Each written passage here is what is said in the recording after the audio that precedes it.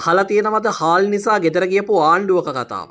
මේ තමයි හාල් පොත්, හාල් කූපන්, හාල් පොළු ගැන කතා කරපු, හාල් හොයන්න පොලිසිය පවා දාපු, හිතා ගන්න බැරි විදිහේ සිද්ධීන් 10කින් සමන්විත වෙච්ච හාල් කෑල්ලේ කතාව. සෑහෙන කාල සීමාවක් තිස්සේ ඉඳලාම ලංකාවේ මිනිස්සුන්ගේ ප්‍රධානතම ආහාරය බවට පත් වෙලා තියෙන්නේ බත්. ඒ නිසාම තමයි කොයි ආණ්ඩුවක් ආවත් හාල් කියන දේ සෑහෙන වැදගත් වෙන්නේ. ඉතිහාසයේදී අපි කියවලා තියෙනවා ලංකාවට එක කාල සීමාවකදී පෙරදිග සහල් ධාන්‍යාගාරය කියන නම පාවිච්චි කළා කියන කාරණේ. හැබැයි එතනින් පස්සේ සෑහෙන කාලයක් තිස්සේම ලංකාවට හාල් ආනයනය කළා විවිධ රටවල් වලින්. විශේෂයෙන්ම 1935-40 වගේ කාල සීමාව වෙනකොට ලංකාවේ සහල් අවශ්‍යතාවයෙන් බහුතරයක් විවිධ රටවල් වලින් ආනයනය කරපු හාල්. වැඩි වශයෙන්ම ලංකාවට ඒ කාල සීමාවේදී හාල් ආනයනය කළා තියෙන්නේ බුරුමේ. මුල්වරට ලංකාවේ හාල් හිඟයක් ගැන අහන්න ලැබෙන්නේ ඩී.එස්. සේනානායක මහත්තයා රට පාලනය කරන කාල සීමාවේදී. මේ කාල සීමාවේදී ලංකාවට වැඩි වශයෙන්ම හාල් ආනයනය කළේ බුරුමෙන්. බුරුම රටේ මේ කාල සීමාවේදී ඇතිවෙච්ච යුද්ධයත් එක්ක ලංකාවට හරි වෙලාවට හාල් ටික දෙන්න මේගොල්ලන්ට බැරි වෙනවා. මේ නිසාම ලංකාව ඇතුලේ සෑහෙන ලොකු හාල් හිඟයක් ඇති වුණා. මේ කාල සීමාවේදී බුරුම රටෙන් ඇරෙන්න වෙනත් විකල්පයක් ගැන ලංකාව හිතලා තිබුණේ නැහැ හාල් ආනයනය කරන්න. ඒ නිසාම මේ ප්‍රශ්නේ වැඩි වැඩියෙන් ලංකාවේ මිනිස්සුන්ට දැනෙන්න පටන් ගත්තා. අවසානයේදී ඩී.එස්. සේනානායක මහත්මයාට සිද්ධ වෙලා තියෙනවා මේ යුදමය වාතාවරණයේ මැද්දේදී වුණත් ඒ කාලේ තානාපතිවරු එක කතා කළා, ඒ විදේශ රාජතාන්ත්‍රිකයෝ එක කතා කළා බුරුම රටට ගිහිල්ලා මේ හාල් ප්‍රශ්නේ විසඳන්න. ඔය තමයි මහා පරිමාණ හාල් හිඟයක් ගැන ලංකාවේ අහන්න ලැබුණු පළවෙනි අවස්ථාව. එතනින් පස්සේ අඩු වැඩි වශයෙන් ලංකාවේ මිනිස්සු හාල් හිඟයන් අත්විඳලා තියෙනවා. හැබැයි හාල් හිඟේ නරකම කාලදස්සා උදා වෙන්නේ සිරිමාව මැතිනියගේ පාලන බලයේ තියෙන කාල සීමාවේදී. දැන් සිරිමාව මැතිනිය ලංකාවේ පාලන බලයේ දරන කාල සීමාවේදී එතුමියගේ වැඩපිළිවෙලක් තිබුණා. එතුමියගේ යම් සංකල්පයක් තිබුණා. ඒ තමයි ස්වයංපෝෂී ආර්ථිකයක් ලංකාව ඇතුලේ හදනවා කියන කාරණේ. ඒ කියන්නේ ලංකාවේ මිනිස්සුන්ට අවශ්‍ය කරන හැමදේම ලංකාව ඇතුලේම නිර්මාණය කරනවා, නිෂ්පාදනය කරනවා කියන කාරණේ. ඒ නිසා සිරිමාව මැතිනිය මොකද කළේ? ඇය පාලන බලයේ දරපු කාල සීමාවේදී ওই පිටරටින් භාණ්ඩ ගෙන්නන එක සම්පූර්ණයෙන්ම නතර කළා. ඒ වෙනුවට ඇය ස්වයංපෝෂී ආර්ථිකයේ වෙනුවෙන් විවිධ දේවල් කරන්න පටන් ගත්තා.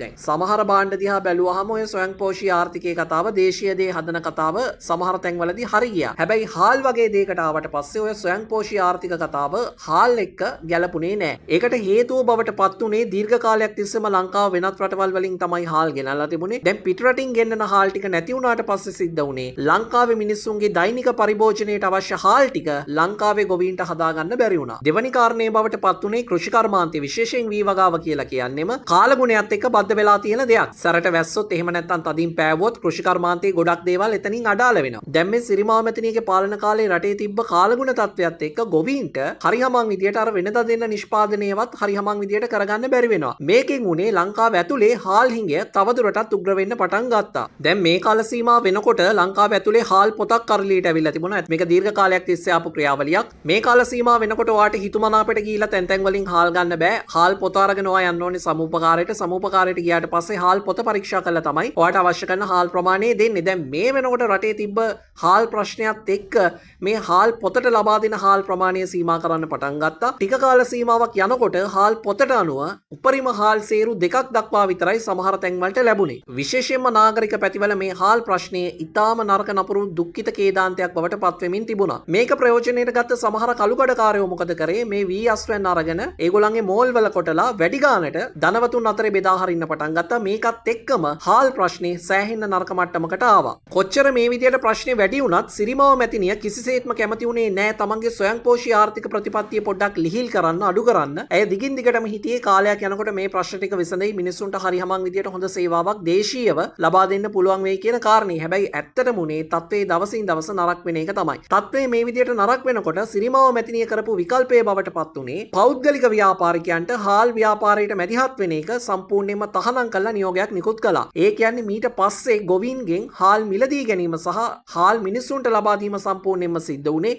රජයේ පාලනයේ යටතේ. ඒ විතරක් නෙවෙයි හාල් ප්‍රවාහනය කිරීම, හාල් තොග විදියට ගබඩා කරලා තියා ගැනීම සහ හාල් ප්‍රවාහනය කිරීමත් තහනම් කරන්න සිරිමාව මැතිනිය පියවර ගත්තා. දැන් මෙතනින් පස්සේ හාල් ලබා ගැනීමේ හැකියාව තිබුණේ සමූපකාර වලින් විතරයි. දැන් සමූපකාර වලිනුත් හිතුමනාපිට හාල් ගැනීමේ හැකියාවක් තිබුණේ නැහැ. පාන්දර ඉඳලම ගිහිල්ලා පොලිමේ ඉන්න උනා. ගොඩක් වෙලාවට සතියේ දවස්වල සඳුදා තමයි සමූපකාර වලින් හාල් බෙදා හැරීම සිද්ධ වුණේ. එතකොට උදේ 7:00 විතර සම්පකාරය අරිනවා නම් පාන්දර 3-4 ඉඳලා මිනිස්සු ගිහිල්ලා පොලිමේ ඉන්න මට්ටමකටපත් වෙන්න පටන් ගත්තා. හැබැයි බොහෝමයක් පෝලිං වල හිටියට ඉතාම සීමිත ප්‍රමාණයකට තමයි හාල් හම්බුනේ. බහුතරයක් දෙනාට හාල් පෝලිං වල ඉඳලා හිස් අතින් එන්න සිද්ධ වෙලා තිබුණා. ඊටත් වඩා නරකම ප්‍රශ්නය බවට පත් වුණේ මේ සම්පකාර හරහා ලබා දෙන හාල් ප්‍රමාණය පවා භාවිතයට නුසුදුසු මට්ටමේ තමයි තිබුණේ. අර ගුණාත්මක භාවය ගැන ප්‍රශ්න ගොඩක් තිබිලා තිබුණා. උදාහරණයක් විදිහට ගොඩක් හාල් වල ගුල්ලෝ ඉඳලා තියෙනවා. ඊට පස්සේ ඔය ගන්න සමහර හාල් වල වැලි ගල් වගේ දේවල් අහුවෙලා ඒ හාල් සේරු දෙක ගෙදරට ගෙනාවට පස්සේ සෑහෙන ලොකු වෙලාවක් අරගෙන ඒ හාල් ගරන්න සිද්ධ වෙලා තියෙනවා. ඔය වගේ ප්‍රශ්න ගොඩක් මේ සමෝපකාර හාල් එක්ක නිර්මාණය වුණා කියලා කියවෙනවා.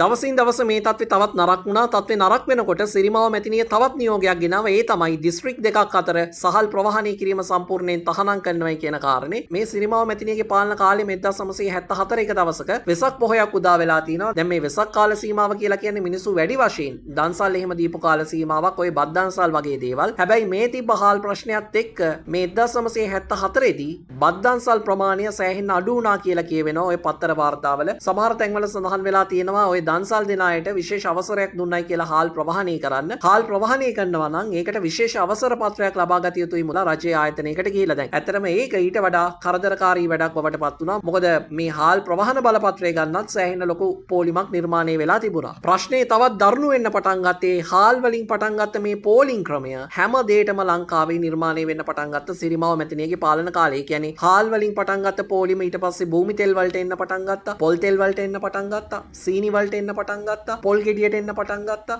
ඒ විතරක් නෙවෙයි අඳින ඇඳුම් වලට පවා පෝලිමක් නිර්මාණය වෙන්න පටන් ගත්තා. ඇඳුමක් ගන්නත් කූපන් එකක් අරගෙන ගිහිල්ලා පෝලිමක ඉන්න උනා. සතියේ එක දවසක විතරයි ඇඳුම් ගන්න හැකියාව තිබුණේ. භූමි තෙල් වලටත් කූපන් එකක් අඳුන්වලා දුන්නා. ඒ කූපන් එක අරන් ගියාම තමයි භූමි තෙල් බෝතලයක් හම්බෙන්නේ සතියකට සැරයක්. චීතර එද්දක් ගන්නත් පෝලිමේ ඉන්න වෙලා තියෙනවා සිරිමාව මැතිනියගේ පාලන කාලෙත්. මේ විදියට හැම දෙයකම පෝලිං නිර්මාණය වෙමින් පැවතුණා. ඔය ඔක්කොම ජරම රාස්සේ තමයි 1977 ඡන්දෙ ඉන්නේ. මේ ඡන්ද වේදිකාවේදී විශේෂයෙන්ම එවකට එක්සත් ජාතික පක්ෂයේ ප්‍රමුඛ පෙළේ නායකයෝ වෙච්ච ජේ.ආර්. ජයවර්ධන, ආර්. ප්‍රේමදාස වගේ පිරිස් දිගින් දිගටම දේශපාලන වේදිකාවේ කියන්න ගත්තා එක්සත් ජාතික පක්ෂයට ඡන්ද දෙන්න. අපි ආවට පස්සේ මේ පෝලිං ක්‍රමය නැති කරනවා කියන කාරණේ. මේ මැතිවරණ වේදිකාවේදී ජේ.ආර්. ජයවර්ධනගේ ප්‍රසිද්ධ වාක්‍යයක් තියෙනවා. ඒ තමයි ඔහු ප්‍රතිඥාවක් දෙනවා. හාල් පොළු නැති ආර්ථිකයක්, මිරිස් පොළු නැති ආර්ථිකයක් එක්සත් ජාතික පක්ෂය ආවහම හදනවයි කියන කාරණේ. ඔය හාල් පොළු මිරිස් පොළු කියලා කියන්නේ ඔය ඒ කාලේ මිනිස්සු ව්‍යවහාර කරපු වචන. ඒ විතරක් නෙවෙයි එක්සත් ජාතික පක්ෂයට බලය ආවට පස්සේ හැම පවුලකටම ධාන්‍ය මල්ලක් එහෙම නැත්නම් ධාන්‍ය රාත්තල් 8ක් නොමිලේ බෙදා දෙනවයි කියලත් ජේ.ආර්. ජයවර්ධන එවකට දේශපාලන වේදිකාවේ කියපු බවට සඳහන් වෙනවා. ඒ විතරක් නෙවෙයි ඔය දේශපාලන වේදිකාවේ නිකන් කොලොප්පොමට වගේ ඒ දවස්වල කියලා තියෙනවා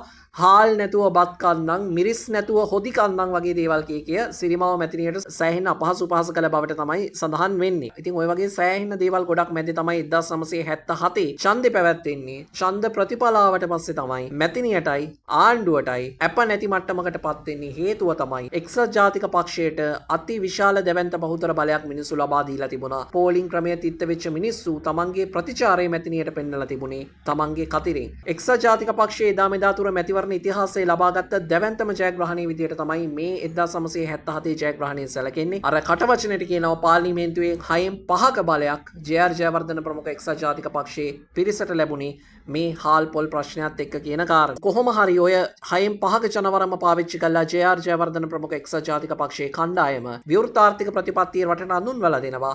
මේ විවෘත ආර්ථිකයත් එක්ක ඉදිකට්ට බොත්තම ඇතුළු ඕන දෙයක් ඕන රටකින් ලංකාවට ආනයනය කිරීමේ හැකියාව ලැබුණා. ඒත් එක්කම තමයි ටික කාල සීමාවක් ගියාට පස්සේ හාල් පොත අවලංගු කරන්න රජය පියවර ගත්තා. පෝලිං අඩු කරන්න මේ විවෘත ආර්ථික ක්‍රමයට හැකියාවක් ලැබිලා තිබුණා. ඉතින් ඔන්න ওই විදිහට තමයි හාල් සේරුවක් හාල් පෝලිමක් දක්වා වර්ධනය වුණේ. හාල් පෝලිම ඊට පස්සේ භූමි තෙල් පෝලිම, පොල් තෙල් පෝලිම, ඇඳුම් පෝලිම, ගිනි පෙට්ටි පෝලිම වගේ පෝලිං ගොඩක් දක්වා වර්ධනය වුණේ. ඒකම පාරවලල්ලක් බවට පත් වෙලා සිරිමාව මැතිනිය ගෙදර ගියේ. ඔන්න ওই විදිහට තමයි 77 මහ මැතිවරණේ කතාව ඉවරුනේ. ඕක තමයි හාල් හුටපටේ කතාව. මේ වගේ කාලීන වීඩියෝස් වලට කැමති කෙනෙක් නම් මතක් කරනවා subscribe කරන්න, follow කරන්න. හසී බ්‍රෝ LK YouTube එකේ TikTok එකේ අලුත් පරිච්ඡේදයකින් නාපහු හම්බ වෙමු.